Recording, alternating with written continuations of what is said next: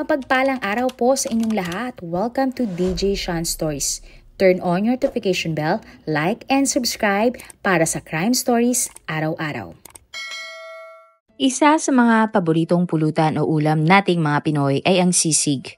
Sa amoy pa lang kasi nito talagang magugutom ka na. Pero alam mo ba na ginawa talaga ang sisig para gamutin o lunasan ang hangover? Opo, tama po kayo ng rinig. Imbis na kape ang panggamot sa hangover, taong 732 nang unang hinain ang sisig sa isang misyonaryo. Mukha lamang itong salad dati na gawa sa papaya o guava na may dressing na asin, paminta, bawang at suka. Original nitong lasa ay maasim para nga mawala ang hangover. Pero nang dumating ang mga Amerikano sa Pampanga, nag-iba na ang timpla ng sisig. Nakita ng mga taga-Pampanga na tinatapon ng gumagawa ng pagkain ng mga sundalo na hindi nila ginagamit ang ulo ng baboy. Nakiusap ang mga lokal na kung pwede ba nilang bilhin sa mababang halaga ang ulo ng baboy. Pagkabili, pinakuloan nila ang ulo ng baboy, hiniwa-hiwa ang tenga, pisngi at idinagdag ito sa maasim na sisig. At dito na nga nabuo ang prototype na modernong sisig. At ang dapat bigyan ng papuri sa lutong sisig na kinakain natin ngayon ay ang babae na si Lucia Cunanan o mas kilala bilang Aling Lusing o Apong Lusing na mula naman Angeles, Pampanga. Kung lutong Kapampangan ang pag-uusapan, walang kapantay ang sisig ni Aling Lusing. Siya kasi ang sinasabi na nagbigay ng bagong lasa sa putahing sisig. At ito nga ang dalan kung bakit binansagan si Aling Lusing na Sisig Queen. Ilang beses ding nabigyan si Lusing ng mga award matapos malagay sa national news ang sisig ng mga taga Angeles, Pampanga dahil sa kanya. Mabilis ang pagsikat ng sisig ni Lusing dahil napakaraming nasarapan sa putahe niya ng sisig. Ngunit kung gaano kasarap ang kanyang nilutong sisig, naging mapait naman ang kinahatnan ng tinaguriang Sisig Queen. Dahil noong April 16, 2008, si Lusing ay bigla na lamang binawian ng buhay sa edad na 80 years old sa karumal-dumal na paraan. Tara, ating ang balikan ang buong kwento at kung paanong mula sa tugatog ng kasikatan ng buhay ni Aling Lusing ay nauwi ito sa malagim na krimen. February 27, 1928 nang isinilang si Aling Lusing sa Tarlac. Nagmula si Lusing sa simpleng pamilya. Sa Angeles City, Pampanga naman, nakilala ni Lusing ang kanyang mapapangasawa na si Victorino Cunanan, 85 years old noon. Matapos ang kasal, nagkaroon ng isang maliit na karinderya at tindahan ng gulay sina Lusing at Victorino. Mahirap ang pinagdaanan ng mag-asawa para lamang may kitain. Pero mas nadagdagan ang dagok ni Lusing at Victorino nang nasunog ang unti-unti nang lumalakas na kanilang karinderya. Pero hindi nagpatalo ang mag-asawa sa hamon ng buhay. Sila ay bumangon at muling nagtayo ng maliit na kainan sa riles ng tren. Isang araw, habang nag-iihaw si Lusing ng tenga ng baboy na kanilang itinitinda, nasunog niya ito. Kinausap ni Lusing si Victorino at tinanong kung ano kaya ang gagawin niya sa nasunog na tenga ng baboy dahil sayang naman daw ito kung itatapon lamang niya. At nag-isip nga ng paraan si Lusing saglit. Matapos iyon, tinadtad ni Lusing ang tenga ng baboy. Nilagyan niya ito ng sibuyas, suka at kalamansi. At bigla na lamang sinabi ni Lusing na, "Sisig, ito ang sisig." At dito na nga hindi sinasadyang nabigyan buhay muli ni Aling Lusing ang putahe na sisig. Ayon sa bunsong anak ni Lusing at Victorino na si Zinaida, ang sisig na kanyang nanay ang nagpabago sa takbo ng kanilang buhay. Naging patok sa mga tao ang sisig na gawa ni Aling Lusing. At dahil sa kinikita ng sisig na pagtapos ng pag-aaral ni Lusing at Victorino ang 7 nilang mga anak. Sinasabi pa ni Zinaida na kahit pagod na sa pagluluto ng sisig, nananatiling nakangiti ang kanyang nanay. Ito raw marahil ang sikreto ng kanilang negosyo kaya ito naging patok sa tao. At taong 1974 nang itinayo ng pamilya Cunanan ang restaurant na Aling Lusing sa Angeles City. Dahil sa pagkatanyag ng sisig na luto ni Aling Lusing, tinagurian ang Angeles City na Sisig Capital of the Philippines. Subalit matapos ang 3 dekada, ang magandang kapalaran ni Aling Lusing ay nauwi sa isang malagim na krimen. Dahil April 16, 2008, nakita na lamang si Lusing ni Victorino na maraming saksak at wala ng buhay. Nang araw na iyon, ang tangi lamang kasama ni Lusing sa kanyang bahay ay ang kanyang asawa na si Victorino at ang kanilang kasambahay na si Minda. Si Victorino ay katabing natutulog ni Lusing habang si Minda naman ay nasa ibang kwarto. Dahil silang dalawa lamang ang nasa bahay, agad na kinausap ng mga pulis sina Victorino at Minda. Ayon sa salaysay ni Victorino, bandang 2:00 ng madaling araw, nang ginising siya ng asawang si Lusing para magpabili ng pagkain. Kaya naman lumabas si Victorino ng kanilang bahay. Pero bago iyon, pumunta muna ang lalaki sa bahay ng kanyang kalaguyo. Araw-araw kasing binibisita ni Victorino ang isa pa niyang karelasyon sa kaparehong oras. Sinabi pa ni Victorino na nakipagkwentuhan siya sa kanyang kalaguyo hanggang siya ay nakatulog na sa bahay ng babae. Makalipas ang ilang oras, ginising na si Victorino ng babae at sinabing umaga na. Kaya naman bumangon na si Victorino at pumunta sa crossing para bumili ng pagkain ni Lusing. Subalit wala nang inabutan si Victorino dahil 4:00 na ng madaling araw ay sarado pa ang mga tindahan. Sunod ay nagdesisyon si Victorino na mag-jogging para ma-exercise ang kanyang mahinang tuhod.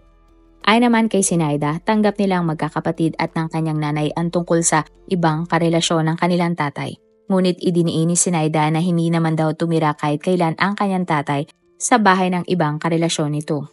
Pero pag uwi nga ni Victorino bandang 5:00 ng umaga, hindi niya akalaing makikita niya si Lusing sa hindi kaaya-ayang estado at wala ng buhay. Agad na pinuntahan at ginising ni Victorino ang kasambahay na si Minda na natutulog sa kabilang kwarto. Agad namang tumawag ng pulis si Victorino at Minda para i-report ang nangyari kay Lusing. Mabilis namang dumating ang mga pulis sa bahay ng mag-asawang Lusing at Victorino. Ang buong Angeles City ay nagulat sa nangyaring pagpatay sa tinaguriang Sisig Queen. Tinutukan nga ng mga pulis ang kaso ng pagkamatay ni Aling Lusing at lahat nga ng anggulo ay kanilang tiningnan. Ayon sa autopsy sa labi ni Lusing, napakaraming saksak ang tinamo ng biktima. At 2 araw naman matapos mamatay ni Lusing, nagbigay ng sinumpaang salaysay si Minda sa Angeles City Police Station. Si Minda ay 2 buwan pa lamang nagtatrabaho at namamasukan kina Lusing at siya ay galing Camarines Sur. Ayon kay Minda, tanging si Victorino lamang ang kasama ni Lusing ng oras ng krimen, kaya naniniwala siya na si Victorino ang pumatay kay Lusing. Sinabi din ni Minda na narinig niya sumigaw ang amo niyang si Lusing. Hindi umano na bahala ang kasambahay sa kanyang narinig dahil normal sa kanya na marinig na nagsisigawan at tila nag-aaway ang mag-asawang kunanan. Bago pa kasi ang krimen, palagi na talagang naririnig ni Minda sina Lusing at Victorino na nagtatalo at nagsisigawan. Sumagot naman si Victorino sa paratang ni Minda at sinabing duda siya sa salaysay nito na ang sinasabing ang pumatay sa kanyang asawa ay ang lalaki. Pinasinungalingan din ni Victorino ang sinabi ng kasambahay na lagi silang nag-aaway ni Lusing. Kaya raw kasi sila nagsisigawan dahil matanda na sila at mahina na ang kanilang mga pandinig. Dagdag pa ni Victorino, kapag sisigawan niya si Lusing, sisigawan din siya ng babae pabalik. Pero kahit na ganoon, hindi naman sila nag-aaway o nagtatalo. Sinabi pa ni Minda sa kanyang salaysay na nakukwento ni Lusing sa kanya ang pangbababae ni Victorino. At sinabi pa ni Lusing na madalas siyang kupitan ni Victorino ng pera. Alam din daw ni Lusing na ginagamit ni Victorino ang mga ninanakaw nitong pera para ibigay sa kanyang kalaguyo. Napansin din umano ni Minda na laging nagtatago ng kutsilyo si Lusing sa loob ng kanyang kwarto. Pero ayon sa anak ni Lusing, bago pa ang krimen, palagi na daw talagang nagtatago ng iba't ibang gamit ang kanyang ina. 3 taon na pala kasing may sakit na Alzheimer's disease ang kanyang nanay. Ang Alzheimer's disease ay isang sakit na nakapagpapabagal o nakakapagpabago ng memorya ng isang tao. Kasama sa mga tinatago ng biktima ay mga batya, planggana at plancha dahil nga laging nakakalimutan ni Lusing kung nasaan ang mga gamit na ito. Sinabi pa ni Minda na nang madaling araw ng April 16, akala niya nag-aaway ang kanyang mga amo. Kaya naman lumabas si Minda ng kwarto at ino ng ilaw pero wala siyang maaninag sa kwarto ng mag-asawa. At dahil doon, natulog na lang ulit si Minda. Subalit hindi naman agad nakatulog si Minda. Sunod niyang narinig ang mga yabag na pinaniniwalaan niyang kay Victorino at ito ay pumunta sa kusina. Narinig ni Minda ang tulo umano ng tubig mula sa gripo ng kanilang kusina at tila may naguhugas. Pero hindi na pinansin ni Minda ang kanyang narinig at natulog na lamang. Wala pang ilang minuto ay nagising na si Minda dahil sa sigaw ni Victorino. At nang nilapitan nga ni Minda ang kanyang among lalaki, nakita niya ang amo niyang babae na si Lusing na nagtamo nga ng napakaraming mga saksak. Tapos magbigay ng salaysay ni Minda na wala na siya sa kustodiya ng mga pulis. Sa kanilang pagkakaalam, sinundo ang kasambahay ng kanyang kapatid na lalaki at umuwi na sa Camarines Sur. Mula noon, hindi na nakausap pa ng mga pulis si Minda. At kahit na ganoon, pinanghawakan ng Angeles City Police ang salaysay ni Minda na tinuturo niyang si Victorino ang pumatay sa asawa nitong si Lusing. At si Minda nga ang nagsilbing witness at saksi laban kay Victorino. Pero nagduda naman ang pamilya Cunanan kay Minda nang bigla itong naglaho na parang bula. Hindi naman kumbinsido ang anak ng biktima na si Zinaida na ang kanyang tatay ang pumatay sa kanyang nanay. Matanda at mahina na kasi ang kanyang tatay kaya hindi na nito kaya pang gumawa ng ganon katinding krimen. Ipinunto din ni Zinaida na matagal nang nagsasama sina Lusing at Victorino kaya bakit naman daw gagawin iyon ng kanyang tatay sa kanyang nanay. Ayon pa kay Zinaida, naniniwala sila na pagnanakaw ang motibo sa krimen. Sinabi niya na malaki ang posibilidad na matagal nang nagmamatsyag ang mga sospek sa kanilang bahay. Nasabi ito ni Zinaida dahil tila alam daw ng mga salarin ang routine o oras ng pag-alis ni Victorino sa kanilang bahay. At lalo ngang tumibay ang hinala ni Zinaida dahil may isang kapitbahay na nagsabing namata niya ang isang lalaki na palakad-lakad sa tapat ng bahay ni Lusing bago ang krimen.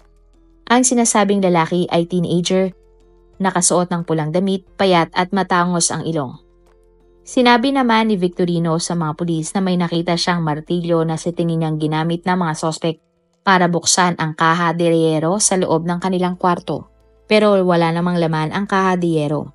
At dahil sa walang nakuhang pera, naniniwala si Victorino na sa alahas na lang nabaling ang atensyon ng mga sospek. Nawawala kasi ang 2 gold wedding ring, gold necklace ni Lusing at wallet na may lamang 1,000 pesos mula sa kwarto. Ayon pa kay Zinaida, maaari daw nanlaban ang kanyang nanay sa mga magnanakaw kaya siya pinatay ng mga ito. May mga lalaki kasi sa kanilang lugar na gumagamit ng ipinagbabawal na gamot at nagnanakaw sa mga bahay-bahay. Pero sinabi ng mga pulis na wala naman palang nawalang ahas kay Lusing, taliwas sa sinabi umano ng pamilya at asawa.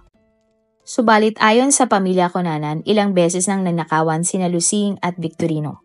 Kaya sa tuwing may nawawalang pera si Lusing, inaakala daw ng babae na si Victorino ang kumuha nito. Pero para kay Victorino, ninanakawan sila kaya nawawala ang pera ng kanyang asawa. Sa pahayag ng mga pulis, wala naman silang record na may pagnanakaw na nangyari sa bahay ng mga Cunanan. Pero matapos ang krimen, nakausap ng mga pulis ang isang apo ni Lusing at Victorino na hindi na pinangalanan pa. Inamin ng apong lalaki na ilang beses siyang pumasok sa bahay ng mag-asawang Cunanan para magnakaw ng pera. At kinumpirma naman ito ng isa pang anak ni Lusing at Victorino. May isang beses 80,000 ang kinuha ng apo ni Lusing at mayroon namang 50,000 pesos. Sunod naman ay kinuhanan ng salaysay ang 2 lalaki na tinuturo ng pamilya Cunanan na sospek sa pagnanakaw at pagpatay kay Lusing. Pero napatunayan sa investigasyon na wala namang matibay na ebidensya laban sa 2 lalaki na nagsasabing sila ang responsable sa krimen. Wala ding nakita ang mga pulis na marka o senyales na puwersang binuksan ang pinto at mga bintana sa bahay ng mag-asawa. Hindi din natagpuan ng mga pulis ang bagay na ginamit para patayin ang biktima. Pero may mga bakas ng paa sa sahig ng kwarto ng biktima na siyang ginamit bilang ebidensya. Para sa mga pulis, mas matimbang sa kanila ang salaysay ni Minda. Dagdag pa nila, pinag-uusapang maigi ng task force ang kaso. Nanghingi din sila ng opinyon sa mga prosecutor. At sa huli, nagsampa nga ang mga pulis ng kasong parricide laban kay Victorino 4 na araw matapos ang krimen.